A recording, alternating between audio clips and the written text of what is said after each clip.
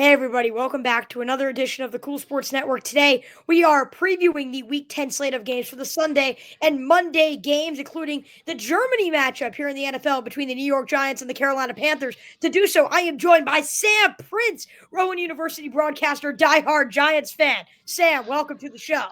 Chase, thank you for having me on. Let's do it. Let's go Giants. Yes, let's do it real quick before we get started. Just tell the audience a little bit about your story, kind of how a lot of people know you, how you became this incredible Giants fan. So, in case you guys don't know me, my name's Sam Prince. As Chase mentioned, I got a Rowan University. I'm a sports broadcaster. I'm a junior there. You may remember me from the NFL draft 2 years ago when I announced Kayvon Thibodeau's draft pick with the fifth overall pick. Kind of went a little viral. I did that through my Make-A-Wish. I was born with a half a heart and one lung. The technical term is hypoplastic left heart syndrome, but I just think half a heart's a little easier to the people that's not used to it. So, yeah, no, the opportunities, what I've got to do with the Giants, everyone else after that has been so grateful that words can't even describe it. Yes, you're doing some great stuff with Rowan University. How about we just get right into this? Obviously, Sam, you're a diehard Giants fan, and a very interesting matchup, I guess you could say, between the New York Giants and the Carolina Panthers. I saw a stat earlier this week. I think the Giants ended a streak. It was, I forget how many games it was, of like not being favored. The Carolina Panthers now have the longest active streak. It's been two struggling teams here, but what makes you excited to watch this matchup here in Germany? Well, first of all, Chase, I'm excited for every Giants game, win or lose. Yeah, no, I love international games. I think they're very underrated. And I love when the Giants play international, especially while they're away, so it does not take a home game away from the Giants fans. But I'm excited because one, I think they're going to win this game. And how many times a year do I say, "Oh my God, I'm watching a Giants game and I think they're going to win"? It's not happening often. It's the 32nd ranked offense and the 32nd ranked defense. So we're either going to have a very high scoring game or very low scoring game. Now, this I had a little I don't want to say bet, but I had a little thing going on where I didn't think Daniel Jones was going to be the starter for this game, which he's going to be the starter for this game. I just didn't think he was going to make it. I thought this was going to be the Drew Lock game, but I guess they want to give the Germans Daniel Jones. Yeah, we'll definitely see what happens. And I feel like the Giants, again, 2-7 record obviously isn't great. And you guys have had some tough losses, but you've barely lost the Commanders two times in games where I feel like you guys hung around in that matchup. You didn't play horribly against the Steelers. Again, you've had bad matchups kind of here and there, but I do feel like this is a Giants team that actually has potential. Now, they're going against the Carolina Panthers team. They're coming off a win. First team ever, though, to have like I think it was like 200 less yards, more takeaway. I mean, the Saints really dominated that matchup. Yet the Panthers were still able to get a win here. I'm going with the New York Giants. I think you pretty much feel the same way as you mentioned. I just think Giants are the more well-rounded team. They've shown more for me this year, and I can Mm-hmm. count on them to be more consistent here in this Germany game. Yeah, Chase, consistency is something that the Giants definitely do give you. I think the Giants are going to win this game, and they're going to win this game by double digits. By double digits, yes. I said that the Giants winning a game by double digits. Wow, hasn't happened since January 1st, 2023, when they beat the Colts to punch a ticket to the playoffs. Yeah, it is crazy kind of what has changed in New York since that time Daniel Jones signs the contract, and it feels like things have just gone in a brand new direction. Not Don't go there? remind me. Let, Let's let, just let's not. let's not If go you there. want to talk, look. If you want to go there, we'll go there. Like, look, it's something where you had to pay that money when you won that playoff game against the Vikings. It was the part was the guarantee money, and I think we all knew that this team was a little bit of one hit wonder going into last season. But I didn't think we realized how much of a one hit wonder they were. Yeah, I think we did realize that was honestly a rapid drop off, starting with that crazy game against Dallas to open the season in 2023. Let's move on. Speaking of teams with young quarterback situations, two rookie quarterbacks, number three pick versus number one pick, the New England Patriots travel to Chicago against Caleb Williams, a team that seemed to be clicking until a crazy Hail Mary against Washington. It's kind of spiraled them out of control. Well, Chase, this is a game where I'm excited to watch Caleb Williams and Drake Mason, two rookie quarterbacks. Drake May, who I thought was going to be a giant. I liked him coming out of the draft. I didn't love Caleb. I thought he was going to be Max at prime. Russell Wilson, yes, I know that's a bad, not really a bad thing, but the things we're talking about, Caleb Williams, actually the next generation of the quarterbacks. He's going to be the face of the league. Well, let's Patrick Mahomes. Let's keep that for sure. And this Bears team Yeah. who is just completely mismanaged, but I'm still going to take the Bears in this game. Where I think they're a better fundamental roster than the Patriots, and I think talent in this game overtakes the Patriots. I have to agree as well, and I think obviously a tough loss for the Cardinals, and again a really tough loss. Obviously, the Commanders, you lose on the final play. Outside of that, there haven't been many glaring weaknesses I've seen from this Bears team that makes me feel really concerned about them, especially when they're going against a New England team. And don't get me wrong, Drake Mays had a great start to his young National Football League career, but it's just not anything that has impressed me so far. I beat a Bengals team who can't play in Week 1 and a Jets team who can't play in weeks 1 through 18. So to me, I can't trust the Patriots based on just mainly those two games alone. And so I do have to side here with the Chicago Bears. I think they pull it together. I think they make the playoffs. I think the roster is too talented. And I'm curious to see how Williams plays here in this matchup. But you mentioned the Indianapolis Colts, so the Giants beat them a few years ago. Now they're in a completely new situation at quarterback. Joseph Flacco, 2012-2013 Super Bowl MVP with my Baltimore Ravens. They host the Buffalo Bills in this matchup. Bills only 4-point favorites. Well, the Bills, I think they're going to win by a little more than 4 points. I think the Bills are the best team in the AFC East.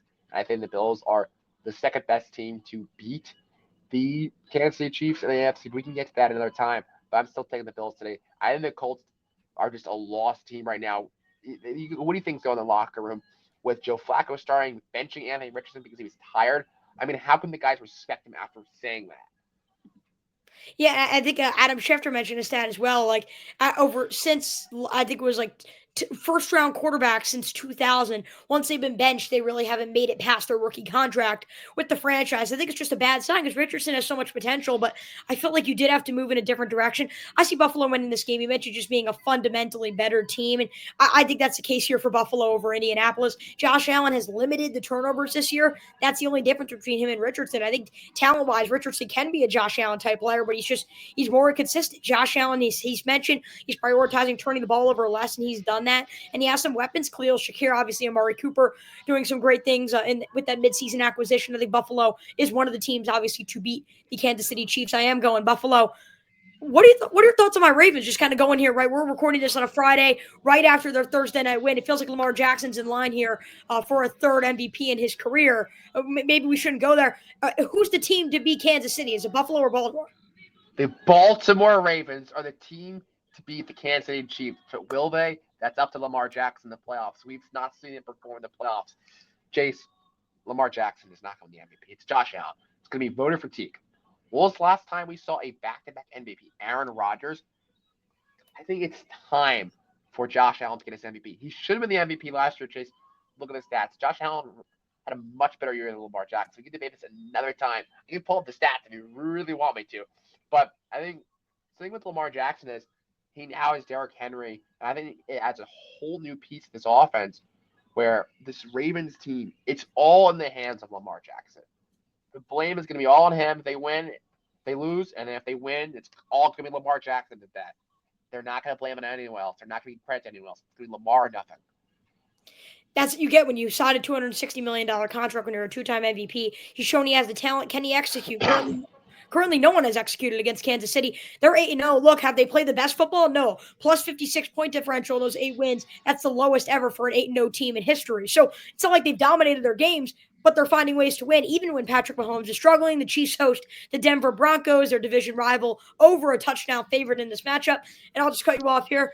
I think the Chiefs have an opportunity to go 17-0. I'm not saying they will. I'm looking at the field right now, and I'm saying if Mahomes starts to get it going with DeAndre Hopkins like we saw last week, I find it hard to believe any team's going to figure out Kansas City, at least during the regular season. I saw what the Denver Broncos did in their first legitimate matchup of the season against Baltimore last week, in person for it, actually. They're not a good football team. Kansas City is. I'm going the Chiefs big. Chase, I also think the Chiefs are going to win this game with ease. I think they're going to be 9-0, but back to the Chiefs being 17-0. You look at this for the Chiefs, Chase. They play the Bills. They still play the Steelers, which can be a tough matchup, and they play the Raiders. I think the Raiders could be a tough game for them. I just think 17-0 is just so hard nowadays in the year 2024. Yes. I would love to see Patrick Mahomes do it and get the three-peat because obviously the Giants are going to do it. It's all Mahomes media for there. I made myself president-in-chief of Mahomes media. That's not a Chiefs fan. I love him that much. I think he's going to become the greatest quarterback of all time. Let's just say Patrick Mahomes now, in a hypothetical world, gets an undefeated season and wins Super Bowl for 3 straight times. What can the Brady haters really say? 7. The Mahomes hand. And guess what? He's going to do it. One day. I don't know if I got 7 though, because it's just so hard to do. I mean, what Brady did was such a long, it will never be done again. Brady played 20 plus years. Well, here's the thing, right? I think most people can agree that Patrick Mahomes is probably a better football player than Tom Brady. I think the question Well, is who's going to become the greater football player. I think that's the difference because Tom Brady, what made him so good was his ability to come up in the clutch. He was consistent, he was accurate, but it wasn't exactly because of his talent. It was his mind. He was this cold-blooded superstar that nobody could stop. And I think if Mahomes can achieve something close to what Tom Brady did, the argument's there. well, also look at the stats right now at age 28. Both quarterbacks, Mahomes has beat him in every stat or tied him in every stat. So wouldn't you think he's going to just keep on getting better with age like Brady? Look, the thing with Brady is he played for so long, and if Mahomes plays for that long, he's going to get those rings. Yes, he will. We'll see what happens. It's been the worst season of his career so far, but Kansas City's 8-0. We both think they're going 9-0. Have we gotten a different pick yet? I don't think so. Maybe this is where it changes. Atlanta Falcons, they seem to be red hot right now. Went over the Dallas Cowboys last week. They're 6-3. They played the 2-7 New Orleans Saints, moving in a different direction here at head coach. This is my big upset of the week. Atlanta's only a 3.5-point favorite for a reason. Divisional matchup on the road. New head coach, new tempo, just a new team overall in New Orleans. I have the Saints upsetting a really fraudulent Falcons team that I could just not figure out. You know, Chase, I have to agree with you on a lot of things, but the fact that you're saying the Falcons are very fraudulent, they're only a little fraudulent. But I'm still taking the Saints over the Falcons. Whenever a coach gets fired, most of the time, I forgot the record off the top of my head, they win that game. And there's new tempo, new culture there, New Orleans, and they're going to be an upset. No one's really paying attention to the Saints this week. Yeah, it's funny. We both actually have that upset. Here's an interesting matchup. They didn't go for 2 last week to try to beat Kansas City, the team that won the Super Bowl. Maybe they could do it for the team that made the Super Bowl, Todd Bowles and Baker Mayfield. No Mike Evans and Chris Godwin after previous injuries, but they're at home. They're hosting the San Francisco 49ers. Guy by the name of Christian McCaffrey projected to play this week. Well, a guy named Christian McCaffrey and his team will win, and the Niners will beat the Bucs. The problem with the Bucs, now we're really seeing how good Baker Mayfield is because Baker Mayfield was playing great with Mike Evans, Chris Godwin. I mean, Chase, you know who's number 1 wide receiver is right now? I can't even think. I mean, Kate Otten, a tight end, I know, but Sterling Shepard. yeah, it's rough.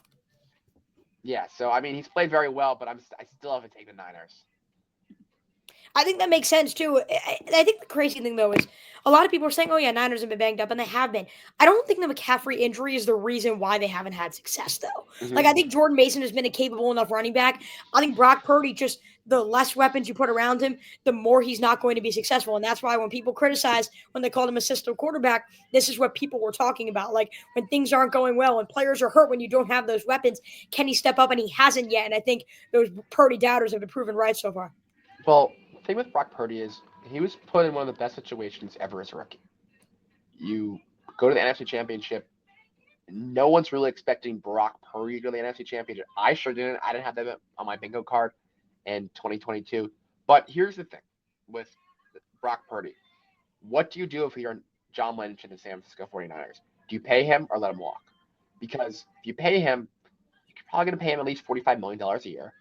Then that's going to restrict you from signing more players. You're probably going to have to let go of Debo because you just paid Brandon Ayuk. See what the Niners have done with all these rookie quarterbacks, personally, I would just play the risk, trade Brock Purdy for draft picks, and draft a quarterback. Because you see most of the time, Chase, how you can build a team with a rookie quarterback. And if the Niners keep on building their team, the rookie quarterback that's better than Brock Purdy, they should win the Super Bowl because the NFC is very wide open right now. Let's go rapid fire here as we're talking about the NFC. Minnesota Vikings have kind of been the story to talk about. Sam Darnold and the Vikings, I should say. Another great year from Justin Jefferson. They head to Jacksonville. They can't find a way to win close games. I mean, is this really going to be a hard pick right here? The Minnesota Vikings are going to demolish the Jacksonville Jaguars. That's where we're differentiating. Look, I told you that was my upset of the week with the Saints. I found my upset of the week. It is going to be time finally where Jacksonville is going to win one of these games. And people are looking at me saying, Chase, you are a Jacksonville lover. And no, I'm not. I look at their games and I'm like, you barely lose that Miami one. You barely lose that Houston one. Again, they've had bad games like against the Bears, like against the Bills. Packers when you lose on a game winning field goal. That Eagles when you lose, horrible coaching decision at the end. Yes, it shows that they're not being able to get it done towards the end. Doug Peterson's talking about like a culture change. He's like asking to be fired. I get it's a mess over there in Jacksonville. But I think eventually they're too talented of a team to where eventually they're not going to find a way to win a football game. To me, I wasn't so impressed with how the Minnesota Vikings played last week, nor was Sam Darnold. I'm going the Jacksonville Jaguars here as an upset, but I cannot pick the upset in this next matchup between the Los Angeles Chargers and the Tennessee Titans. Speaking of dysfunctionalness, I mean, Tennessee Titans are right there with the Jacksonville Jaguars in the AFC South, just with how dysfunctional they have been. Will Levis has been a disaster, while Justin Herbert has really picked it up as of late. Jim Harbaugh, the Chargers, pick up their 6th win. I have to agree. Jim Harbaugh's going to get their 6th win for the Los Angeles Chargers. But then you look at the Titans, Chase. You have Will Levis. You added Calvin Ridley. You added Jerry Sneed. You thought, okay, maybe they're going to compete in like 7 games this year. But I think I was pretty much wrong. There was no competition in Tennessee. They are in a full-on rebuild there. And the doubters were right about Will Levis, including myself, and I'm looking pretty right now. How about the New York Jets and the Arizona Cardinals? Been a lot of doubters, but then also a lot of hype surrounding the New York Jets. As I always say, just on the season, a huge win over the Texans. They've had some close games. Maybe you could turn their season around. They play actually the NFC West leading Arizona Cardinals. Who would have thought that? Well, I'm going to take the NFC West, Arizona Cardinals over the New York Jets. I don't think the New York Jets are that good. I mean, they got lucky win over the Texans. I mean, okay, are we really trusting a 40-year-old Aaron Rodgers, a broken offensive line? Devontae Adams is on 100%. Garrett Wilson, I mean, it's every year, every week with him. Oh, he's going to pop out. Guys, he's not going to do it. He's one of these players in Garrett Wilson is a player that we think every year they're going to have that breakout season, but they won't. I'm sorry. He's just not it. He's not a first-round pick. He's not a top 10 pick, let alone a first-round pick. This is the problem with the Jets. Too much hype around this season. And I was a doubter, and I'm looking very right now. And I was also a doubter with the Cardinals. Not looking so right now. Yeah, Cardinals are playing really well. And I think, speaking of like thinking about a player who's going to improve every season, I feel like Kyler Murray has been on that list. But this actually has been the year where they're figuring things out, and they actually win those close games. And that's why the Jets haven't done that. That's why I'm leaning with the Cardinals. If there's a matchup here and you need final drives, I trust the Cardinals more than I do the New York Jets because I think they have a younger team. They have more to play for, and I just think also like the culture, right? I mean, the Jets season is practically on the line. Well, it feels like the Cardinals are playing with house money with the way they played last season. So I think the Cardinals pick up another huge win there over the New York Jets, and that's when I think the Jets finally put their season over again for the New York Jets and make it 14 straight years with no postseason. How about a game that's projected to be the game or one of the games of the week? Pittsburgh Steelers, maybe they're looking ahead to the Baltimore Ravens. Instead, they still have to play right around that area. They play in Maryland. They play the Washington Commanders, who have been possibly the biggest story here in the NFL. Well, yeah, I think they have been the biggest story in the NFL this year. Jaden Daniels, who's had a CJ Stroud-esque rookie season, who's most likely going to be the rookie of the year if he stays healthy and goes on the pace that he has. The Washington Commanders are going to win this game. The NFC East Washington Commanders and the Pittsburgh Steelers are going to slow down just a tad bit. Yeah, I think the Steelers could be looking ahead. Tough divisional matchup that could decide the winner of the AFC North next week against Baltimore. Again, Washington's a good team, but they're still not a team that I think a lot of people fear, especially when Baltimore's next on the schedule. I think Jaden Daniels is very, very good. He's one of those quarterbacks. He hits the timing patterns. He's calm. He's collected. He's poised. You very rarely see that from a rookie quarterback right out of the gate. I think he's doing some really impressive stuff. I'm going Jaden Daniels and Washington. How about Eagles and Cowboys? Sam, quick fun fact. I know you're an NFC East person, obviously, with the Giants. Eagles have not won a game in Dallas since November of 2017. They play in Dallas in this matchup as a touchdown favorite, but no Dak Prescott. Well, that's all about to change because the Philadelphia Eagles will go down to the Jerry's World and win this game. Cooper Rush on the hand for the Cowboys. I mean, Cooper Rush versus Jalen Hurts. Look, the NFL is about a game, a better quarterback sometimes, and Eagles have a much better team. Even if Dak Prescott was healthy, I'm still taking the Philadelphia Eagles, much that hurts. Yeah, Eagles are hot right now. They're really clicking on all cylinders. I've had a hot take for a while that Hurts is a system quarterback, but clearly he works in this system. I can tell you that right now. I mean, when you look at A.J. Brown, Devonta Smith, and this offensive line he has, Saquon Barkley obviously been a huge addition for Philadelphia. I'm going the Eagles. I think the Cowboys cover. Again, it's hard to play in an environment like Dallas. They've notoriously been horrible at it, as I just mentioned. And it's always hard to just play a divisional matchup in general, but the Cowboys don't have the firepower, as you mentioned, with or without Dak Prescott, for me to trust them in this matchup. I'm going with the Eagles, but again, Dallas covers here as a home dog. Two more games to look at. It's a Sunday night and a Monday night. The Sunday night game, Detroit Lions on the road against the Houston Texans. Two of last year's kind of biggest storylines. Detroit Lions, though, they're no longer a storyline. They're possibly the best team in the NFL, and they're playing like it week by week. I mean, they're not the best team in the NFL. They're the best team in the NFC right now. Best team in the NFL is the Kansas City Chiefs. When you have Patrick Mahomes on your team, you're the best team, and you're undefeated right now. But back to the Lions versus Texans game. The Lions get this victory. The Lions are going to cement themselves on a Super Bowl possibility road this year appearance. We'll see what happens with that. But the Lions win this game. One of my bold predictions, I think the Lions absolutely smoked the Houston Texans. Last week, there's no reason why the New York Jets should have won that game. They played a dysfunctional first half, as they always do, the New York Jets. The Houston Texans have not shown me anything, even in their wins. I've been like, you barely beat Jacksonville, you barely beat Chicago, and things weren't working there. They barely beat a Buffalo team when Josh Allen completed 9 of 30 passes. You barely beat Indianapolis when Richardson was, 6 of 25, something along those lines. Like, they're somehow barely finding ways to win. I think that finally ends when they're going against a very, very good team, very well-coached team on both sides of the ball in Detroit. Lions beat the Texans. Final game, Miami Dolphins, Los Angeles Rams. We've talked about a lot of teams can play competitive football, but can't come up when it matters, even with Tua Tagovailoa. Back-to-back losses, both in the final moments for Miami. Can they get it done here? They're a point underdog in SoFi Stadium at the Los Angeles Rams. I mean, the Rams, who I said was going to win the NFC West going the year, is looking pretty good right now. They had a little bumps in the road, but Sean McVay and the Los Angeles Rams will get the victory on Monday Night Football and will prove to the world that they are here and here to stay. I didn't have them winning before the season, but I did say when they were 1-4, that with the way the NFC West was playing out, with the way the Niners are struggling, and maybe the Cardinals aren't legit, I've said when they were 1-4 that the Rams had legitimate potential to win the NFC West, and I'm sticking by that. When this team is healthy, they are a very, very good football team. They have playmakers on all areas. I'm a huge fan of Kyron Williams and his play. I think this is another close game, but another one that the Finns just cannot work out. They have their 7th loss while the Rams pick up their 5th win, hoping to get a division title. This was a team who won the Super Bowl a few years ago and played great football last year. They are still a dark horse candidate here in the NFC. The Lions are the clear favorite, but maybe Hutchinson will hurt them eventually. Maybe they face some issues. If that's the case, I feel like the Rams could be a team as a dark horse candidate. For now, I think they just get one win at a time, and they beat the Miami Dolphins on Monday Night Football. Sam, overall, what are you most excited for in this week? Any matchups or any storylines that you're excited for? I mean, besides the Giants game, 9:30 a.m., I'm excited for the Bears-Patriots game, for the matchup on May and Caleb Williams. I'm most excited for Monday Night Football with the Rams and the Dolphins. I mean, you can see two high-explosive offenses. Also, I'm just so excited to watch this Rams offense with Puka and Cooper Kupp.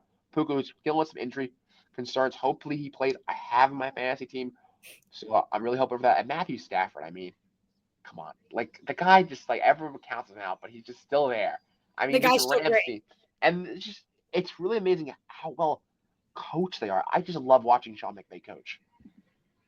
I do as well. Yeah, I really love how the Rams are coached, the way the Rams franchise is orchestrated. To me, that number one game I'm looking at, it's Pittsburgh, Washington, right? Like I think most people can agree that at this point in their careers, Jaden Daniels is better than Russell Wilson, and then think the spread shows that here that the Commanders are home. But at the same time, this is a Steelers team who finds ways to win. They're very well coached in Mike Tomlin, but they also have a tough game coming up. They're in a tough division race. So are the Commanders. I just think there are so many storylines that surround that game. I'm looking forward to seeing how that happens. And I get Dan Quinn. It's been the storyline. He can maybe win Coach of the Year with this Washington team.